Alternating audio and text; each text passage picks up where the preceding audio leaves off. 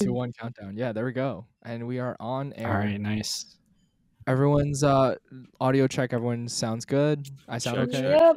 I hope. No echoing from my end, right? Nope, Am I nope, okay? you're good. You're good. All We right. always sound good. Yeah, we just had Richard coming off the phone with Binghamton University, trying to get the funds from this man. He's out here making money, and they got the call. They're like, all right, Richard's next up on the list. Got to get some stuff out of him. I know. That was the first thing they asked. They were like, "Oh, are you currently employed?" Wow. So if you say no, they just hang up. That's it. They just hang up. They say, Yeah. "All right, thank you, bye." You got to just like break glass Be next like- to your phone, then scream, then hang up, and then they won't call back, and that's it. Off the list forever. Oh yeah, definitely not. No, they might just call Mhm. 911 at that point. Yeah. That's what you're trying to do. You're trying to turn the alumni call into a 911 call. Don't actually do that. We're not actually endorsing any of that kind of activity. Let's cover Definitely not. our behinds here, but We don't want to no swat swatting. anybody. No swatting. Anyway, welcome everyone to the show. Welcome to the Amateur Hour podcast. It's the official podcast from Amateur Mastermind Productions, where every other week a few young creatives get together to talk about whatever it is that young creatives talk about. I'm one of your hosts and the Chungking Express of the group, Mike Messina. With me is the Infernal Affairs of the group, Richard Chow. Also with me, the hard-boiled of the group, Darren Tun, and joining us for the first time ever, guest friend of the show, the Shang-Chi of the group, Gina FutureMD on Instagram, official medical influencer. Gina, thank you so much for coming through.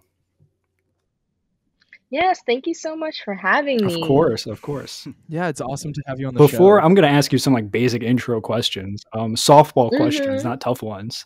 But yeah, I went Okay. through 4 movies here for each one of us. Does anyone want to like guess the connection between all of them? I did Chungking Express, Infernal Affairs, Hard Boiled, and Shang-Chi. There's a common There's- actor I have in all no of those clue. movies. I am the one. Oh, Is it? I haven't seen all of these movies, so I don't know. I'm just gonna guess. I want to say Is- Tony Tong, but I don't Yeah, know. I was gonna say Yes, Tony. it is Tony, the man crush of Yeah. pretty much every time is Yeah. Tony the Young. Yeah, Uh-huh. I didn't know he was in Hard Boiled. he was in Hard Boiled. Yeah, and I figured if there were anyone here who embodied explosions in a John Woo movie, it would be Darren. So you got Hard Boiled for this one. Yeah. Yeah. So I'm glad we solved that mystery. Gina, just can you tell the audience a little bit about yourself and what you're doing? Yeah, so my name is Gina. I live in New York City right now. I'm working as a clinical research coordinator at Mount Sinai. I graduated from Binghamton May 2020, so it was the pandemic year. I never got a graduation. Right after school, I started preparing for my career, basically going into medical school and applying for medical school. So I applied the first time right after graduation, and then I unfortunately didn't get in. But then now I took taking some more time for myself, working on my application and like gaining more experience.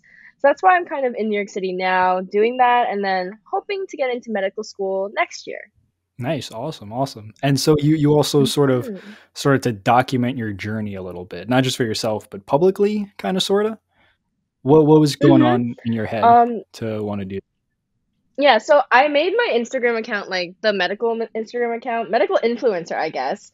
Around the first time I started applying. So I started applying around June 2020. That's when I finished my second MCAT. I was like really on a high. I was like, wow, I feel really good about this. Like I did really well on my test. I'm getting my applications in order. I started a new job in the medical field. And I just wanted to share that positivity with someone. And so I started an Instagram account. I just kind of kept it for myself to just document it for myself and maybe some close friends. Then it became something bigger. Like I started sharing like outside of medicine, my hobbies, like when I was baking things, sharing personal things about like my family and how they play a role in my life and my journey in my career. So it became a lot bigger than I expected. And it just makes me happy, like connecting with other people in the same field as me who are like in similar situations, and they could like relate with me on a different level, and for people to like reflect on like my own experiences, and I'm able to share that with them. So it's pretty cool. Awesome. So first we're gonna get that to 1 million followers. Then you'll be able to do some celebrity Yeah, boxing matches or something. You'll fight some people, throw on yeah, some gloves. Yeah. yeah. Yeah, Hopefully one day. we'll see. We'll see. And so one thing Yeah, I kind of wanted to absolutely. just pose to the room, I guess, is how we're dealing with post-grad life. I know a lot of people get this sort of post-grad Mm, blues. After you graduate, you're kind of separated from that ecosystem that you were a part of. Of course, we were all part of Bing and all graduated kind of in yeah. pandemic years, right? Gina was first, and we came through. We Mm-hmm. had graduations, but it was like a streamlined 30-minute thing. I'm not gonna lie, I kind of preferred the 30-minute just Mm, in and out real quick, get it over I with. But agree. Yeah, I everyone yeah. was all there for all those speeches and stuff. yeah, were you looking for a graduation, Gina, for a whole ceremony?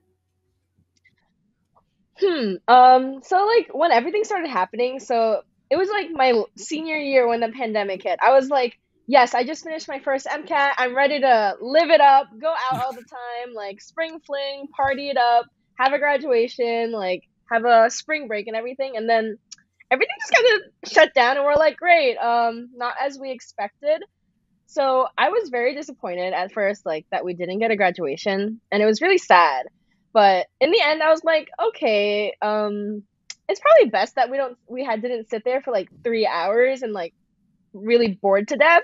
So I feel like Mhm. I'm kind of over it now. I took some graduation pictures at home with like my family just to kind of have those moments like in pictures. Um, but yeah, it was definitely crazy, like the way my college career ended, just because like it just turned into Zoom Mm-hmm. University. I was isolating in Binghamton at the time actually with my roommates like off campus, and it was actually pretty fun just because we were so separated from like the chaos in New York City.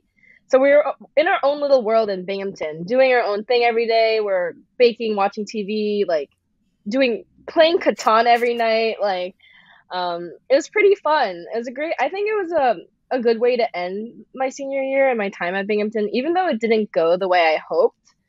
Um, but yeah, I had I a forget what the question was, but I No, just it's all went good. right I actually had a blank. very similar Post-grad life. experience to you my junior year. Mhm. When everything kind of just like literally, I think it was they were saying, "Oh, it's becoming a big deal," and then the school's like, "It's fine, it's fine," and then suddenly, out of nowhere, in the middle of March, they're like, "All right, we're closing. Everyone on campus has to like leave in Yeah, it was 2 days or bad. something." Yeah.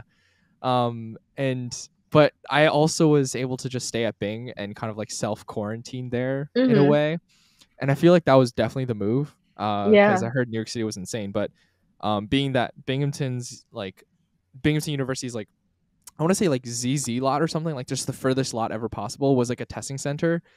That was so clutch, and the fact that it was super accessible, the fact that the line wasn't too crazy, in comparison to like down down here downstate, Mhm. that was like amazing. And also again, baking, watching TV, Yeah. playing Catan, just hanging out with like the people in your immediate circle. I think that was like Mhm. that was a really enjoyable end to my junior year to some degree.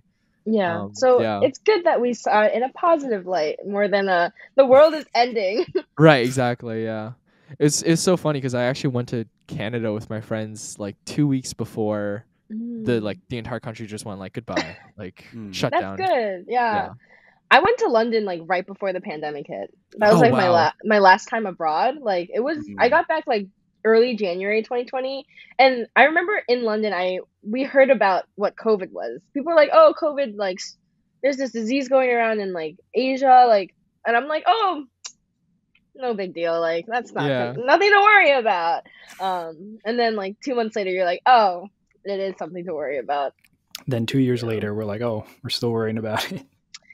Yeah, we're Still Still worrying still about alive. it. still in the same I boat. remember So when yeah. they did try to kick us off campus, I was able to stay in my on-campus apartment because all of my other people that I was living with all chose to go. So they're Mm. like, "All right, if it's just one person alone, isolated, you can stay." And so it was just me in that Oh apartment wow. complex up at Bing, but pretty much everyone Mhm. else, like everywhere on campus, left. And that's right by the woods, pretty much. There's this big nature preserve on campus, so right out my window, just dark woods. Looks like a horror movie Oh. right by my room. There's this little like cave sort of structure to the outside of the building, so the wind just howls all night long. um And I'm like, Oh, for some reason, I wow. said, I'm alone in the dark in the most terrifying spot I could possibly be. I'm going to watch Hereditary by myself, no one else around anywhere. Oh my god, why did you? I mean, I always say I like horror movies, In a but dark room. I am not a brave By person yourself when I'm in watching horror a... movies, Yeah. so I did not sleep at all that night. Yeah. Oh man, I can't even imagine. I'd be the same It was way. a good movie, though. That's It was just really good.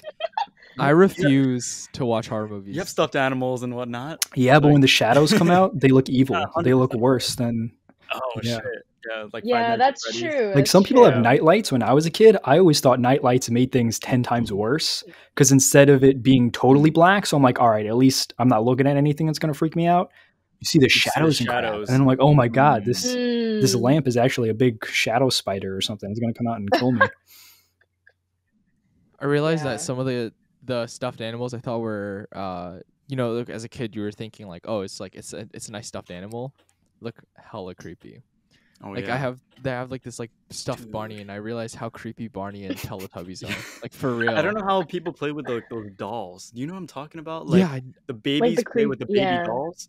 Oh And yeah, those you know, are there weird. ones that like opened their Oh, eyelids. yeah. when Oh it's, yeah, like, when tilted oh them. that was weird. Oh That's- my that scares me. gosh. I was like, as a kid, I was like, what the fuck? Yeah. God. It's really creepy. Yeah. No toys Yeah. allowed in my house. I feel like I was always Yeah. I was always scared of closets. Oh, yeah. And like Oh yeah. Like, Like, I it's would like a have to black like hole. keep it closed, or like if it Hmm. was like a crack open, I'd like slam it and like close it. Oh, yeah. Yeah, I can't do scary movies alone. Yeah, closets are scary. I don't know why. When I was younger, I never really was scared until like we were playing hide and seek, and then I hid in the closet, and I was like there for so long, and I was like, damn, this is actually kind of scary. Oh, You realize you could hide a whole person in Um, there. Then after that, you're like, man, I Yeah, don't know. exactly. Yeah. Yeah, be yeah, something. exactly. Yeah. It was like the little crack in the door created that light. You know what I'm talking about? So it's like when Yeah. you're talking about with the night light, where it's Yeah. like you can see stuff inside, but you don't really know what it is. So that made it even like worse for Yeah, me. it's just like the Oh my nightlight. gosh, Like yeah. if it's all light or it's all dark, it's not that bad. Same thing with the closet, all open or all Yeah. closed, that's fine. But when there's a little crack and someone might be looking at you, Mm. or you might look and kind of catch someone's eye. Like if someone's in my closet right now Right. and there's a crack, I don't want to find out. I just want them to like chill there. You can keep watching me. I just don't really want to find out about it. As long as when I open it, Yeah. he's not there. It's kind of like it's all good. He can chill out as long as he wants. Yeah, Absolutely. I would just sleep with the light on. Logical. Like I would just sacrifice it and just sleep Yeah. with the light on and just go to sleep. Yeah. That's amazing. I can't sleep with any light at all. Mhm. I need it to be like pitch black, Mm. which is weird. I've gotten better with it, but then I'm also a really like heavy sleeper, which Mm. doesn't help my case. Yeah. So when I sleep, I Yo, like sleep. Richard, remember when we were in that triple freshman year and my mom bought like those curtains? Oh And it yeah, would the just- blackout it would curtains. black out the whole entire room. Yeah, So you woke up in the morning, you thought it was night. there's It would one really window, confuse you. Yeah, yeah. and that was the exactly. window that Darren covered with the blackout curtains. So Yeah. it really was pitch black in there. Yeah. And I'm None of pretty us sure. woke up. Wait, I'm pretty sure people have tried to hide in those curtains and scare us. Yeah, they have. Yeah, Yeah. Just because Mountain View, there's like that window and it's so big, Mm. you can hide a lot of people. In a there. lot of people. Yeah, there were two of them sitting in there. Yeah. Yeah, no, it's two people sitting in there trying to scare. Yeah, we did Scare a couple me, I birthday think. surprises like that. Oh my gosh, through the curtains. Creative. Nice, Yeah. nice. How do you? I'm curious, actually, Gina.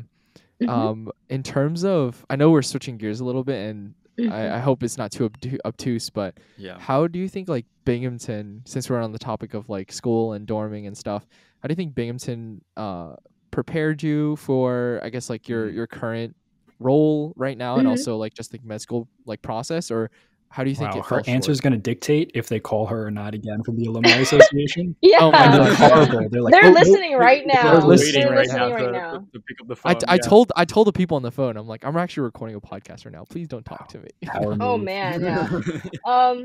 Okay. I really enjoyed my time at Binghamton. I feel like it was a great 4 years. It went really, really fast, like as they always say it does. I majored in integrative neuroscience, so it's a really fancy name, but Smart it's really people not. in majors. It's really not that fancy. It just means like it took like a lot of different science fields and like psychology fields and like made it into one major. Hmm. So with this major, I was able to take like many different classes in the sciences and many different classes in like the psych field. So I feel like that variety of classes, I like killed two birds with one stone basically. Like I got through like my major classes, like my electives, and like at the same time I knocked out my like pre-med classes. I felt like I really enjoyed the classes I took, most of them anyway. Of course there's the classes I'm like, oh yeah, Was no. it orgo or I actually biochem? loved Orgo. Like, Okay. I had a really fun time in Orgo. I ended up like being a TA for Orgo. I became really close with my professor. So I feel like the classes definitely helped me prepare myself for like the MCAT, and like I'm in neurology now, like working in that field. So I feel like that knowledge I got from classes, even though everything didn't stick, like obviously I can't remember everything I learned, but I think it definitely prepared me. Um, One thing I do regret is kind of like not taking up as many extracurriculars. I became really, really like hyper focused in like my academics and like the MCAT and like just focusing on that academic career. But then I didn't put much more into like the community, I feel like, and I feel like I really should have. So that's what I'm working on like in my gap year doing those. But I feel like those opportunities were there. Like Binghamton had a great job like giving you so much to participate in, like so many different clubs, so many different ways you can give back to the community. But I just felt like I never had time for it or didn't make time. So that's one thing I feel like I fell short in. Like Binghamton had it, but then I just like as before I knew it, it was the end of senior year, and I was like, oh wow, I didn't get to do like everything I wanted. But Yeah, I yeah, feel like when people talk about college being a great time, when old people, when old grizzled people with gray hair talk about the olden We're so days of old. 2005 or whatever, they always talk about college being so great because something about a lack of responsibility or whatever, or freedom with no responsibility. And I hmm understand why you would think that. But if you look at college kids today, and how much stress they have and how stressed out they are to do everything and do super well with grades and then do extracurriculars and blah blah blah. I'm like, yeah, saying that they have a lack of responsibility to me is just ridiculous. To me, it is more what you said, Gina, about yeah, having a community with all this infrastructure based around community. And there's physical locations to bring people together. There's clubs and events and things like that to bring people together in a way yeah, that we say real life, like as if college isn't an actual experience and you weren't a real person, I guess, when you hmm were in college. But after you graduate from college, you don't get that kind of infrastructure a lot of the time. The closest I've yeah. seen is actually when I did a music video shoot with a church in Queens. And that was like, it was a whole ass community center. It was people there basically hmm 24/7 at this church just hanging out. They had a whole volleyball net set up in the church for kids who could Oh just my come gosh. hang out and play volleyball and do whatever little kids do, I guess. That's Yeah, so I feel like interesting. college was definitely like a microcosm, just kind of like we're all in our little bubble of Binghamton or any other campus. And I feel like when I was at school, like I wasn't 100% aware of the world outside of the school, like Mm-hmm. current news, current events. I was like, I don't know what's happening. And I feel like it is kind of like carefree in a sense, like less Mm-hmm. responsibility because I feel like it's not the adult life. Mm-hmm. And in college, like that's when like me and like all my friends and my peers, we were all on the same page. But like after college, it's kind of like everyone's in different places, different physical places and different places in our lives. So it's just like a lot harder to keep up with each other in the Mm-hmm. social aspect. So I feel like it was nice in college that like everyone was together. Like your friends were like a 5 minute walk Mm-hmm. away. Like you could easily grab dinner together. And now like post grad life, it's like using my Google Calendar to like make an appointment with my friend like 3 months in advance. Like, oh, are you free for dinner in like March or like Yeah. May? So I feel like that's a big difference. Yeah. Yeah, definitely agree with that. I think I wouldn't say we had less responsibility. If anything, to like to a degree, it was hmm more. It was like a different structure. I would say. Like Yeah, you had to learn how to prioritize responsibilities. Because I yeah, think like the adulting life, at least for me at the current moment, it's like more so learning how to be like, when I don't work, what Yeah. do I do, right? And yeah, then also like, do I want to let work dictate how many hours are spent on work every week? Mm-hmm.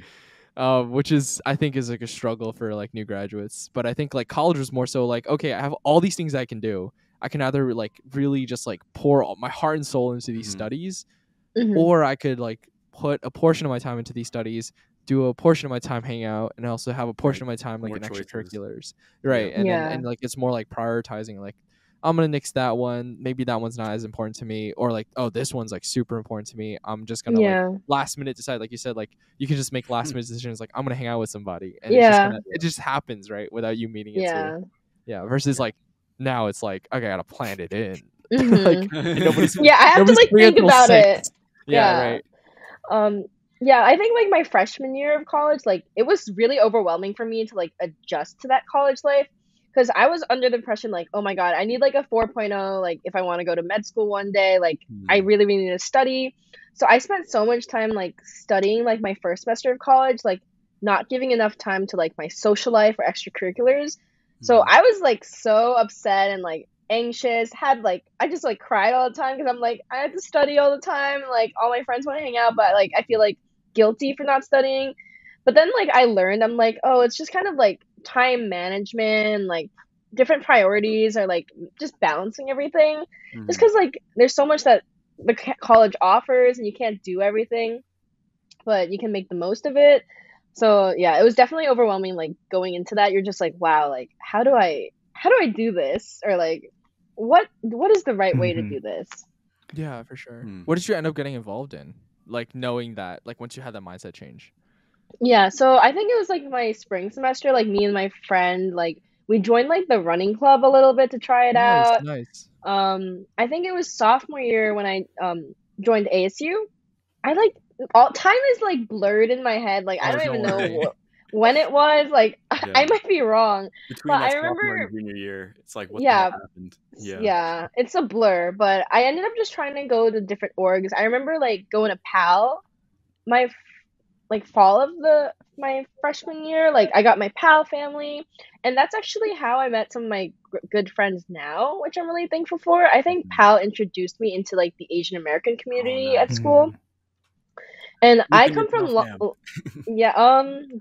Zhang, Gloria Zai, Mon Chen, yes, Katie Wong, Santino, all right,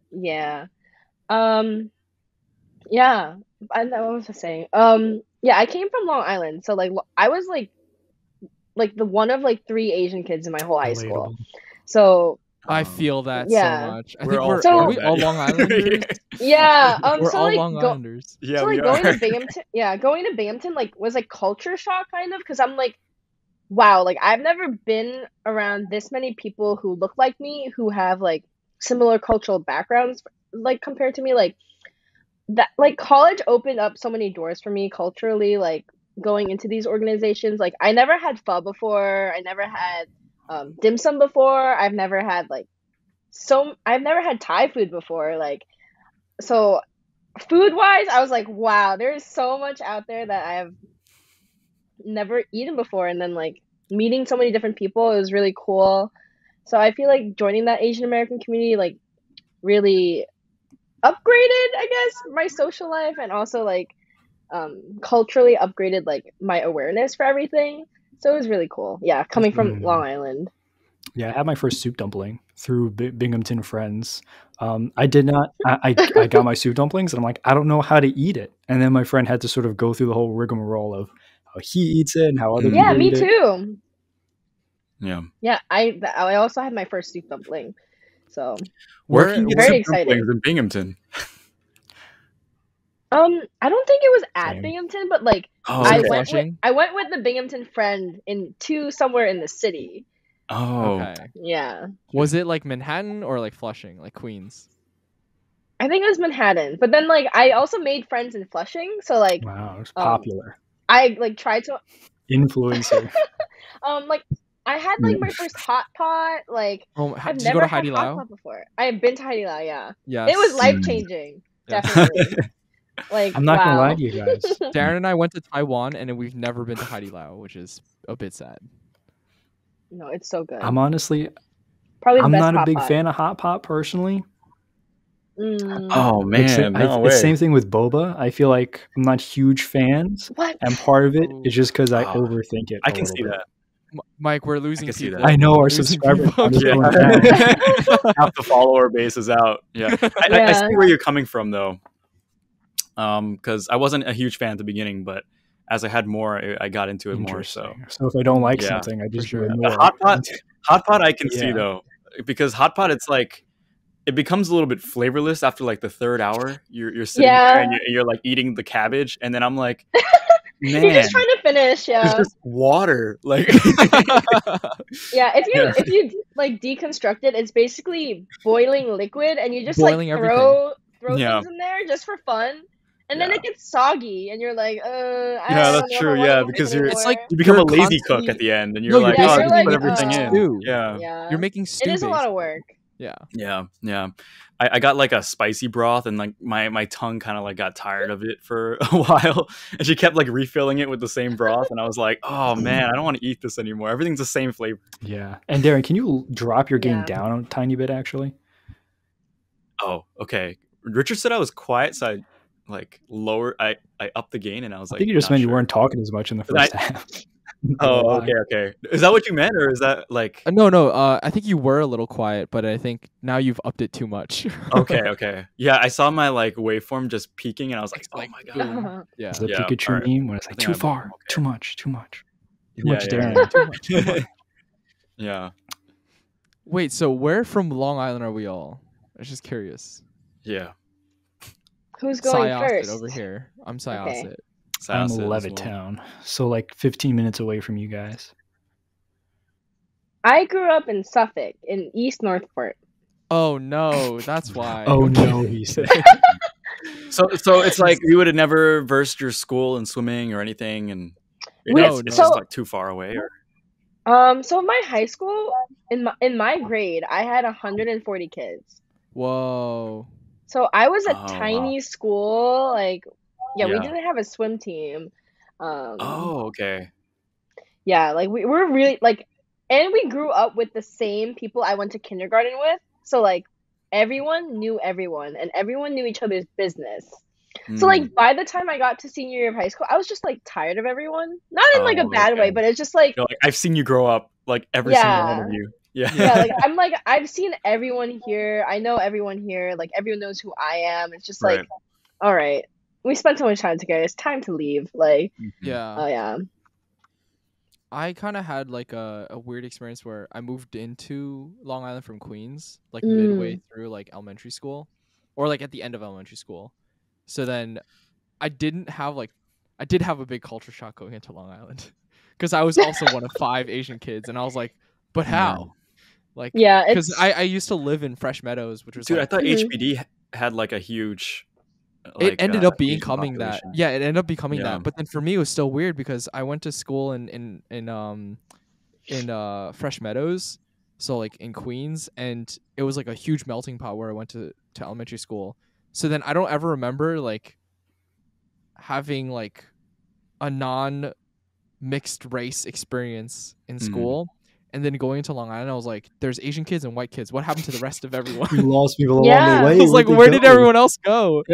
Yeah, where'd they all go? Like, I had like Yeah. I remember like elementary school had like a I don't want to name drop people. I'm just gonna come up with names then, Yeah. just in case, because like they're Let's just say listening his to this. name is. We'll come up with it, Mark or something, Yeah, and then we'll yeah, say Mark. he's but like okay, but I had a friend who was like this super tall, black dude, and then I had Hispanic friends. I had a friend named Peter who was like a redhead, so he was Wow. You can Irish. give his name, but and not the his other guy's Italian name. friends. No. I'm just coming up with names. Okay, just making people. I'm laugh. actually using the Bible character Oh, names. I don't wow, know if you guys wow. could tell. Uh, Peter, Mark. Am- Next one's Abraham? Matthew. No, I'm kidding. But basically, like, it was just a huge melting pot. I even had like Native Mm. American friends. And it was just weird. Like when I first moved to Long Island, I was like, what is this? I literally thought I started going to a private school because it didn't start with public school number, and I went to public school number 200, so PS 200. Yeah, that's how It they always started do with it. like AP Willis, and I was like, huh? Mhm, Who did this? Mm. Yeah. So that was like a really, really interesting experience for me. mhm. So it was like 50-50%. like white Asian, you said? No, it was like 5 Asians, all white kids. And then going into middle school, it was maybe like 10% Asian. It was like there was like 12 or 20. I feel like by the time we were in Asians. high school, it was 50-50 at least. Yeah, right? kind of. Yeah, Yeah. because there's one elementary school that ended up becoming like 50% Asian, which is I don't know how that happened. Yeah, it's like they coordinated moving. They just like moved to one zone where that one elementary school was zoned for. No, there was a huge boost. Yeah. It's definitely interesting, but our high school was definitely bigger than yours. Darren, what was Yeah. it with like 500 kids in a grade? Something like that. Yeah. Mm-mm. 600 That was like my whole school. Yeah, mine Oh, was wow. about Gina's size as Yeah. well. Yeah. Mine was definitely under 150. Really? It was somewhere between like 110 and 130 kids in any given year. Oh wow. So you also saw all the kids like growing up. Yeah, as well. and so then like when you're in a maybe it's like that for your guys' school too, but when you're in a school that small and then you go through multiple years with each other, people start getting sick of each other and then they just start hitting up people from other schools and all of a sudden you're like, who are you dating? Mark Peterson. I'm like, who the hell is Mark Peterson? He goes to a school 2 towns from here. How do you know a dude 2 towns? Yeah. What are you doing? We can't drive yet. Yeah. It was very confusing. Yeah. How are you? I think it's also like people want to change sometimes, and like you know them as one thing because you've seen them ever since you were little. So then they like change characters a little bit, and then you're like, wait, I thought you were this kind of person, and then they're like, no, I'm different now. So I don't know. No, yeah, I think I saw so many people like that in high school. Binghamton was Very interesting because for me Binghamton was the intersection between all my friends from Queens and New York City and then a lot of my friends from Long Island, and that was like the weirdest experience ever because they were like telling stories about me. They're like, he used to be like this. They're like, no, he used to be like this, and I was like, what is going on? Yeah, you couldn't escape your past, bro. I couldn't escape my past at all. It's like a Western, but less gunfights and stuff. Yeah. Yeah, and then I know we mentioned post-grad blues, or I've heard the term Sunday Scaries specifically, obviously for Sundays. Do you guys get Sunday Scaries or anything like that? Or do you know it? What does that mean again? Like, it's like Sunday, and like the next day is Monday, and you have to go to work. Like the weekend. I mean, that's what I thought. Yeah. Yeah, you just kind of like sit in bed, like, oh God, like I don't want this Sunday to end. But I definitely had like, I think right after graduation, it was such an adjustment. Like, I was definitely had the post-grad blues for a while. Just kind of like from grad, like being in college to like moving back home or like having a job or like finding a job and like thinking about life things. It was like a lot. And also like being away from your friends and like seeing people, like everyone in different stages of their life. Like for me, like applying to medical school, like I'm not in my career yet. Like I'm not where I want to be yet, but I have my close friends who are in their profession already and like having really busy lives, making like a lot of money. And it's just like hard to like not compare yourself, even though you're in different fields. You're just kind of like, wow, like we're all on different pages. And it's just like, then you start to miss college because you're like, wow, like we all had time for each other. We were all on the same page. But it was definitely something to adjust to, and it did make me sad. But now it's just kind of like, I accept it. It's life. Like I can reminisce about college, but it's not ever gonna be like that. Even when I go to med school, it's gonna be like basically a hell on earth. Like not gonna be as fun as college was. But as far as like Sunday Scaries, I do get the Sunday Scaries. Yeah, I'm like, I'll start like meal prepping and like picking out my work outfit, and I'm like, oh man, like setting my alarm. I'm like, oh no. Meal prepping though, that means you got something together. Yeah, I try. Wouldn't we still have it if we're going to work on Monday, right? What do you mean? What? I guess. Would that be Monday Scaries? I don't know. Would it? That'd be like Monday. Yeah, Scaries. I don't know. I feel like it's a different kind of scare. I'm just scared all the time. Yeah. Just dreading the next day regardless. Yeah, it doesn't matter. For me, I get more of that kind of feeling on Friday nights, I think. So right now when we're recording, I'm terrified right now. Horrified, existentially, just dread, anxiety all over the place. The snowstorm. Yeah, exactly. But honestly, it's the beginning of the exactly. end. It's for me, it's not going back into work. Yeah. It's kind of what Richard alluded to before, is that immense choice you now have of, okay, now I'm off the clock. I don't have homework. I don't got to study or anything. What do I do now? There's still that sort of social pressure, that FOMO kind of thing, where like it's a Friday night. Should I be doing something? What do you do after college and it's Friday night? How does this work? Is this still a Friday night? Does it still function the same way? That's a good point. And that's sort of choice paralysis or decision paralysis, analysis paralysis. That's the one that rhymes. That's why I like that one the best. Yeah. But I'm sure a lot of the audience can relate to that. Maybe not. Maybe they're just like, I get party like every that night, too. every Friday night, every single time. Don't know what you're talking about. Is it easier? Gina, is it easier living in New York City though, to kind of like bypass that, since it's like, or I guess COVID kind of makes that difficult. I moved COVID to New York limits City. choices, right? So It does. I moved to New York City in September. Okay. So before then, I lived at home for about like a year, like with my parents. It was definitely just like really weird, just because this was my first time living at home for so long, since like high school. And like I have a younger sister, and it was weird because like usually she's the one at home all the time when I was at college, but now she went to college and I'm home all the time. Oh no, So that's what's happening to me. Yeah, it was just weird. And then like working and stuff, and like I eat dinner with my parents every day. I love my parents, I love my family, but like the freedom that I have at home is very limited. And my friends from school and like outside of Binghamton, like they were mostly like in New York City or like Queens based. So it was like harder for me to see people, and I had like that sense of FOMO because people were just hanging out, and then they're like, "Oh, you're in Long Island. You're like so far away. Like we didn't want to invite you because like it's just a trip for you." And I'm just like, damn. sad. Like wow. No. Yeah. No, that's fake. You know what they call us? They call us Southern Connecticut. I was like, what? I can still come. She's Long Island. Nah. Yeah, they're like, it's a trip for you. It's fine. I'm like, but like, you could have just invited me. But okay, it's fine. Yeah. And then like, I got a new job, and like, it was from Mount Sinai, like working at the hospital. And I'm like, like this could be an opportunity to like take it out, move out, like live on my own again. So I took that leap, and I'm like, okay, I'm gonna just do it. Then I moved out in September. I definitely do have more opportunity to like keep busy, but sometimes it's so fast paced here, and like there's so much going on. Like I need that like peace and quiet. Like this weekend, I'm just like doing nothing, but at the same time, like Mike said, like that scares me too, because I'm like, what do I do with my nothing? Like, do I read a book? Do I watch TV? Do I just go to sleep early? Like, I don't know.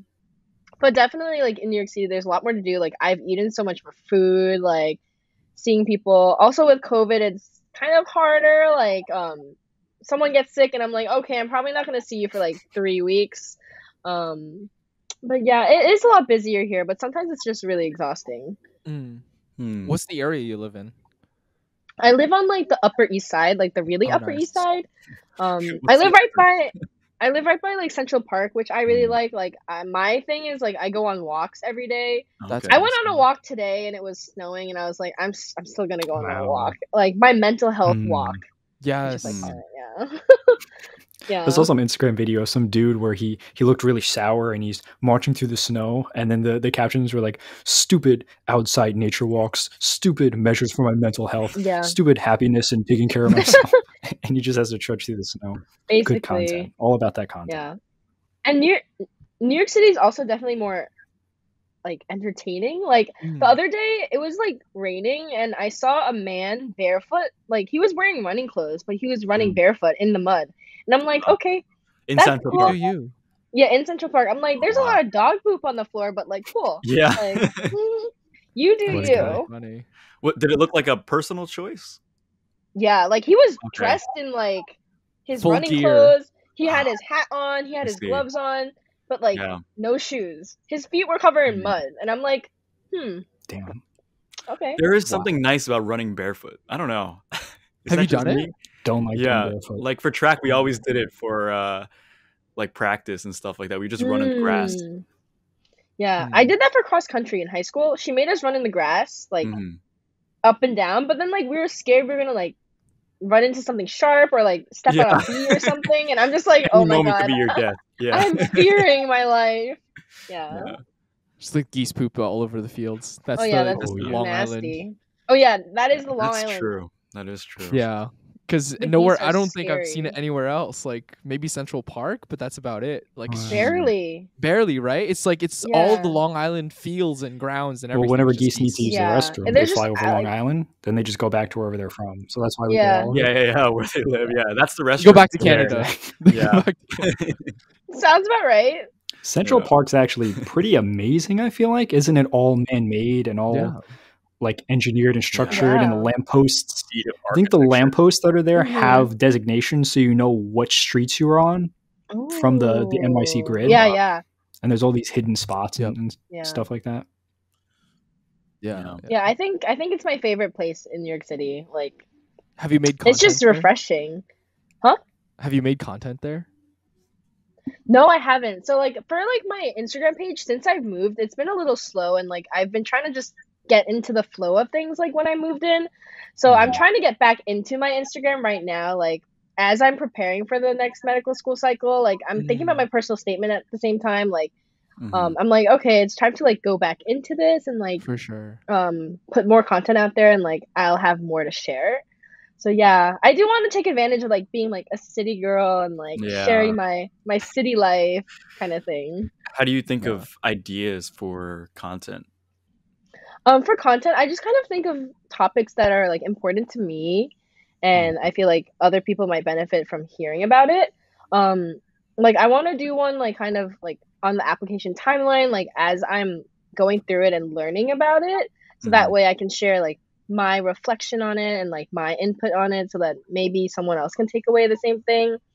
Another post that I did like I think last summer was kind of like talking about my role as like a first generation student. I feel like that's a really important pillar of like who I am, and like I want to make sure that's like shown on like my application and like also on my profile for people to share, and like if other people like are in the same boat or want to understand like a first generation point of view, it would be like helpful or refreshing in that sense. Right. Yeah. So yeah. Damn, that's cool. I feel like that. Yeah, creative process is really difficult. Yeah.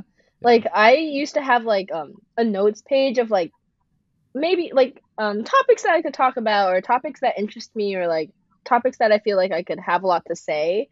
And I try to like spice it up by like not including topics like outside of medicine, like my baking hobby, like my exercising hobby. Like I try to like include things that other people outside of medicine can relate to too, or like show that I have a life outside of like school and like medical school. And so that leads me to a question I want to ask you, and also kind of Darren, as a cinematographer, videographer specifically. Are you thinking about how to differentiate the stuff that you make from the things that other people make, or are you just totally putting that out of your head, especially for when it's something like I saw my friend did a dance video and there was a videographer, and the camera work was totally competent. It wasn't bad. It's just like, Darren could do this in his sleep. Honestly, the guy who shot it probably did it in his sleep too. He just had to, zoom in and out a little bit, and that was it. How do you make yourself stand out when some of the work that you have to do is so, just whatever? Yeah. Damn. I guess if I would go first, I would just say like I like using a similar format that other people do, but just put my own personal twist on it. So just use their formats, but then like, you know what I mean? Like try to make it my own a little bit. And like if that's cinematography, I'll try to film it like in a nice kind of way and then make that kind of my style. But like generally keep the same trend that's been going. Yeah. Yeah, I agree with Darren. Just kind of like using other people for like inspiration. I'm like, oh, that was pretty cool. Like, what did they use? Or like, how can I use that kind of technique, but also like put my personal spin on it, or like add my own personal like spice on it kind of thing. Yeah, I actually like mixing different ideas and stuff like that too. Like you find things as you scroll, you're like, all right, I like that. I'm gonna write that down. All right, I like that too. I'm gonna write that down. And then like you make a video that's like 3 ideas combined into one or something like that. and then that's how you make it unique for me personally. Yeah. But That's like the whole, Tarantino sort of philosophy of he doesn't come up with brand new ideas. It's really just seeing those creative connections between the different influences and then being able to bring them together to then sort of make something that's new and more than the sum of its parts sort of a deal. I know for me as a writer, as like a screenwriter, I don't really have necessarily the same kind of question that I pose to you guys, because I feel like from screenplay to screenplay, just the premise alone for a lot of these things are so different. You don't have to worry too much about, does it look too much like what the other guy's writing? It's just inherently coming from a different place. So it's not as difficult to do that. Maybe one day screenplays will trend or something like that, and all the Instagram feeds are just white pages with black typewriter font on it. I think that is a trend, right? With inspirational quotes, yeah. Not like with inspirational. Sorry. I was like, wait, I've seen that before. I can see that. Yeah. I think you're right. Yeah. No, but I do agree. I feel like it's not about like really what's it called? You're not like remaking the universe. You're just trying to find new connecting points and try to re-understand something and then make it your own, like Darren said. Yeah, you're a remixer essentially. Yeah. You're a DJ. You're like, yeah. Yeah, basically. In your own life story. Yeah. All right. I think we're coming up to about time here for this episode.